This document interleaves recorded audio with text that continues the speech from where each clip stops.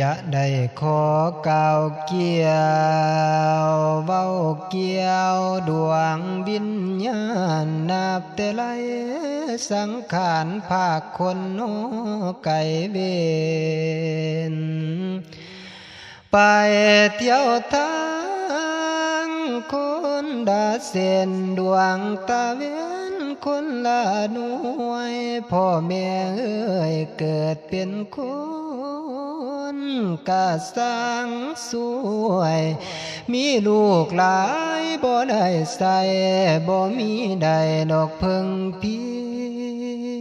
งพอตายจากศาสตร์นั้นกะพับดับหายกายเป็นดวงวิญญาณกะบ่ดีพอดีบ่มีไผมานำเสียคนทั้งไปบอกปองสุมญาติมิตรเพี่น้องตลอดสุมลูกเต้าบ่มีใดดอกแต่งบุญยังกะเป็นบุญ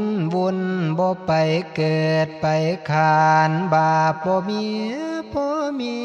จะยุ่มพี่บานเว้าไปขอกงขอเข่าน้องคุมใดบ่ได้ง่ายหมอนารกยังใหญ่ให้เพิ่นให้คนบาปให้คนดีนั่นบ่ให้ลุงไปสวรรค์กะโมได้บ่ทันนับเมากองบุญลูกกะนี่ละคุณเบิดบ่แต่งบุญพอดีตายเป็นผีดวงวิญญาณได้ลอยล่องเป็นสิบ20 ปีบ่มีใดมองสิอยู่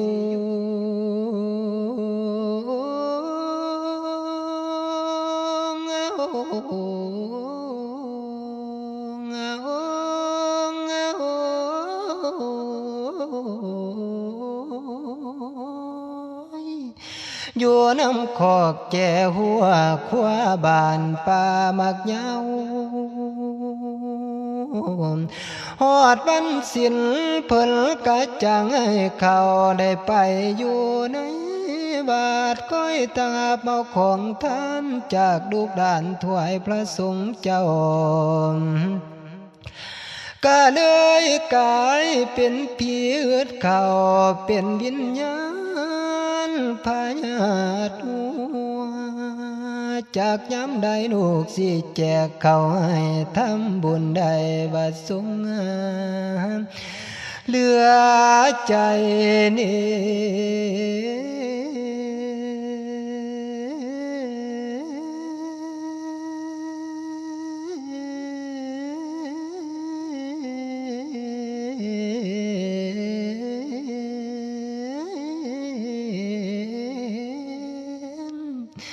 เวียนยันเม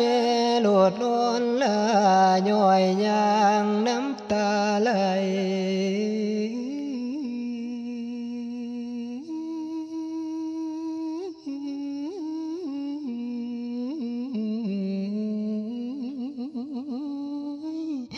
สิไปหาบุตรีสิไปหาบุตตาลูกตนจังใด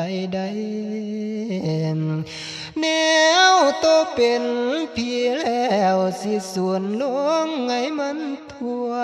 อยู่น้ำขอกแก่หัวเดียวนี้ตั้งแต่นั้นอยู่ตามแถวหมู่บ้านนั้นขวาบ่ไปใส่ลูกบ่ทำบุญหาบ่ส่งผลก็เลยเกิดลูก2 คนนี่นั่งลากับสายเอ้ยลูกผู้ใหญ่ลาคำเอ้ยสร้างบ่แจกเขาให้ผู้ไล่แล้วกับแม่ตุน คอยมือใดแล้วก็เกิดจนมาหอดเป็นปีหอดหลายปีกลายเป็นเหมือนผ่านกายไปหลายมือได้อยู่ไปแนวนี้จนอึดหิวกะลิวดีพี่บ่มองน้องบ่ไกลกุศลเลยบ่สูงเป็นเจ้าของภาษาบ่ฮู้ว่าแต่ปีใดจังสิมีกองบุญแจกเข้าหามันดาเจ้ากลางคืนมามันดาเศร้าอยู่กำแพงหัวแก่ลูกลืมพ่อลืมแม่ตัดสาวัดขาดสิ้นบิดตีนสิ้นกะแม่นายมันดาตายลูกบ่ฮู้ว่าแม่อยู่แนวใดลูกคำ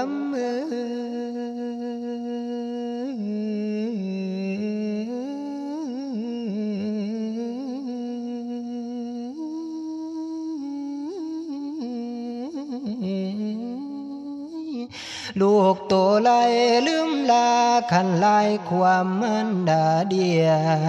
งบอกน้ำกาโกยแห่งวอนเป็นเสียงไปบอกลูกผู้ขาแน่เดือน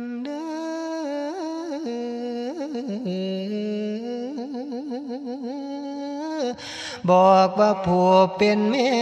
คอยถ้ากินข้าวแจกปันมานั้นสากะส่วนยามบอกกีนางบอกบักเท้าให้คอยแน่เด้อฝูงกาบอกเขามาทำบุญหาแผ่กุศลมาด้วย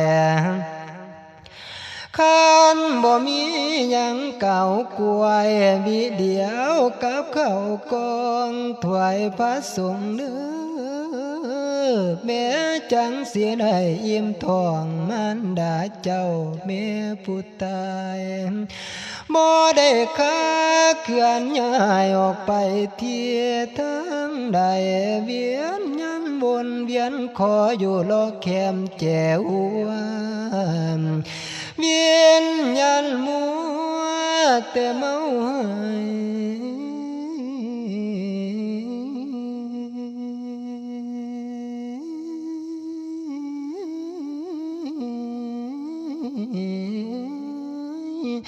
คอยมือไหลกะแลงเป่า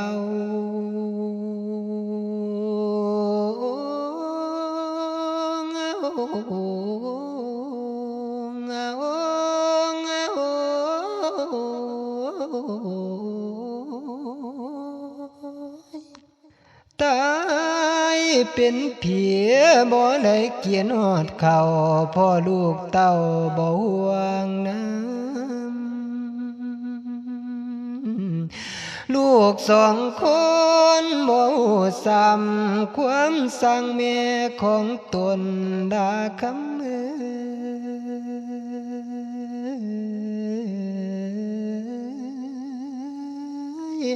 บ่มีไผหัวสาว่าสิทำบุญได้เดือว่าพวกหมู่เจ้านั้นมัวแต่ไปเล่นนอนเว้นบ่ฮู้เตือนนอดย่ำคำย่ำคืนลูกบ่ได้ฮู้ซ้ำว่าคุณแก้วอีแม่ตนหมู่เขาแตกอยู่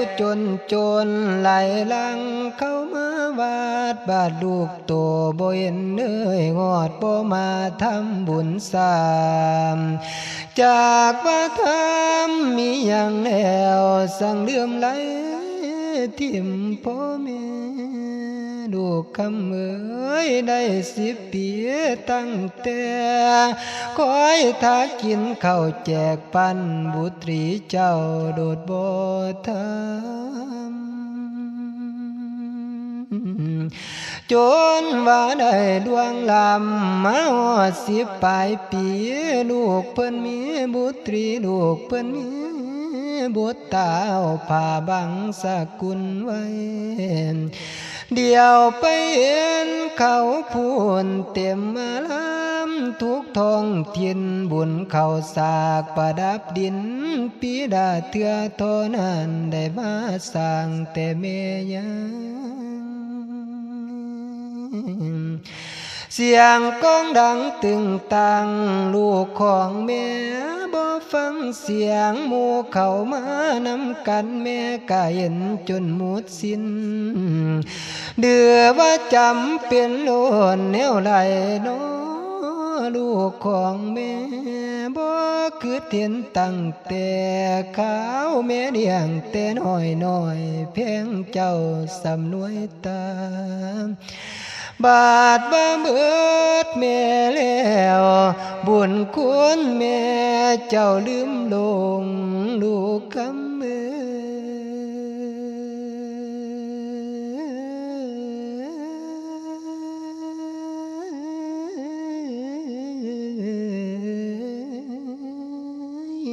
แม่ก็คอยแต่กลางคืนจนหุงตามาเศร้าแม่นั้นเห็นแต่ไทยบ้านนำเข้าป่านมาแจกขอบุญคุณแม่นั้นนี้บ่เคยได้สอนสั่งไว้มาสอนให้ลูกสร้างลืมยามเมื่อฟ้ามืดครึมเบียนยันแม่กะลบฝ